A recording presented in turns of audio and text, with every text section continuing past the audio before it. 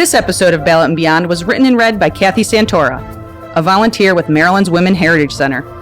Here comes the story of a woman of many firsts, Mary Risteau.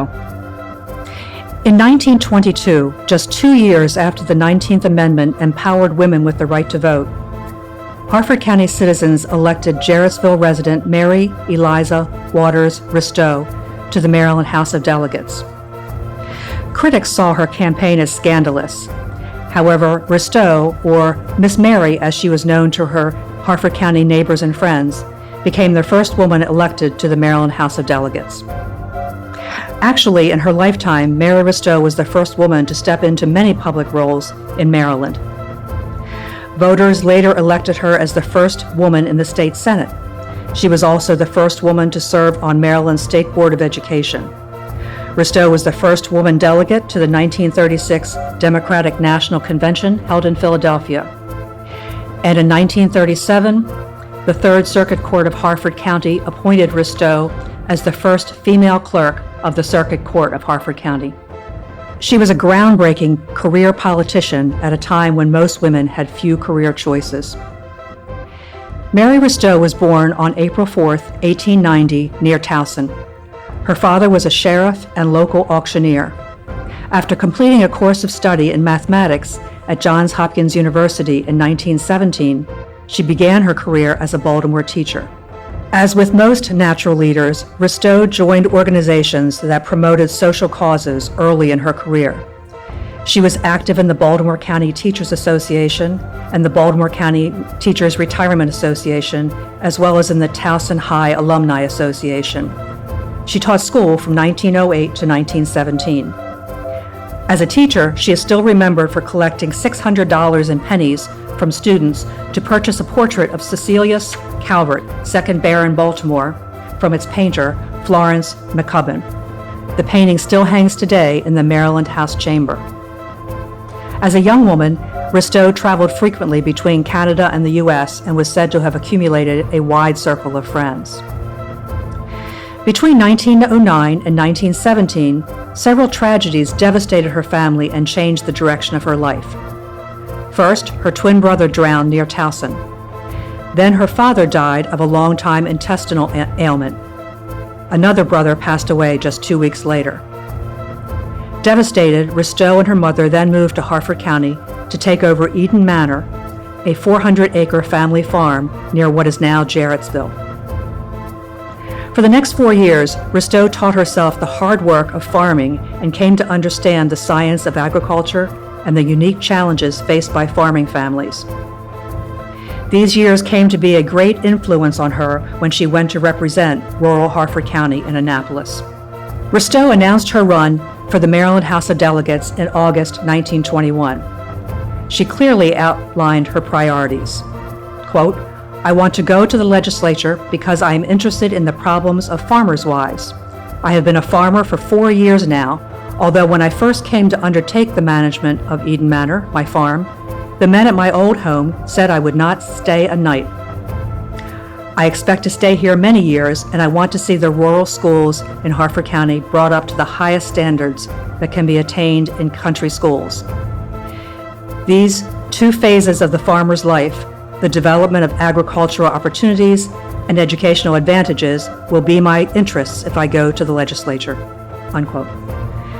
Never described as a political firebrand, Risteau was instead regarded as a plainly dressed, quiet, and cautious woman. She had a reputation as knowledgeable about many subjects and deeply passionate about the art and science of farming, the well-being of teachers and children, as well as the importance of fair government. During her first campaign, she spoke at graduations, farmers' picnics, Grange meetings, and other community gatherings. After her speeches, campaign workers handed out pamphlets supporting her election. Harford County solidly supported her. Her 1922 victory sent her to the Maryland House of Delegates and started her path to a long and visible political career. She was elected to the House again in 1924, 1931, and 1933, and to the Senate, serving through 1937. Her legislative agendas tended to focus on agricultural supports. She also supported a bill that granted women the right to serve in high public offices.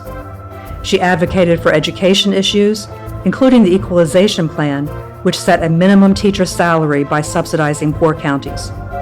She backed funding for public library expansion, consumer protections, support for the Chesapeake Bay and its fishing and oyster industries.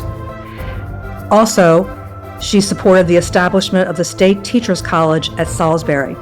She was influential in passing the bill that changed the name of the state's normal schools to teachers' colleges. Against some political pressure, she opposed Prohibition, believing that such laws would not change behavior. Her legislative accomplishments proved to any doubters of that time that women have the ability to negotiate complex legislative issues.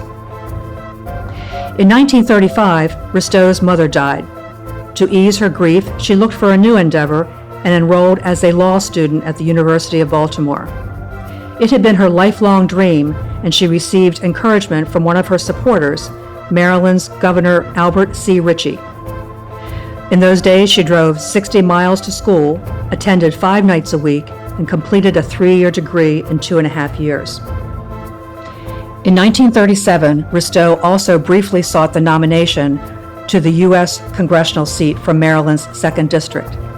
She didn't shrink from hardline campaigning, reminding potential voters that the incumbent, Harry Street Baldwin, frequented Pimlico horse races and Florida betting rings instead of attending to his congressional duties. She lost the election, but Harford County soon appointed her as clerk of the circuit court. This position in downtown Bel Air, closer to home, allowed her to balance her farm duties with her professional career more easily. At the end of her career, she continued to play the organ and teach Sunday school at the Christ Episcopal Church in the Rock Spring Parish in Forest Hill. She lived out her days at the family's farmhouse, and Christ Episcopal Church parishioners stayed connected to her as she aged. When talking with others about her life, she reminded them that she had, and lost, a twin brother, and it had greatly influenced her. She told a biographer, quote, "I was born with equal rights. I had a twin brother," unquote. Her brother had been interested in politics, so she may have entered politics as a way to honor him, as well as her own interests and passions. Mary Risteau died in 1978 and is buried in the William Watters Memorial Church Cemetery in Jarrettsville. Today, the Mary E. Risteau State Office Building in downtown Bel Air carries on the spirit of her legal, political, and agricultural career and life in Hartford. It is the home of the district court and various state offices. Bel Air's popular farmers market takes place in its parking lot each Saturday between April and December.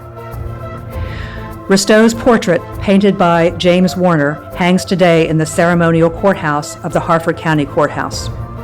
In keeping with her lifetime of firsts, this portrait was the first of a woman to hang in the Harford County Courthouse.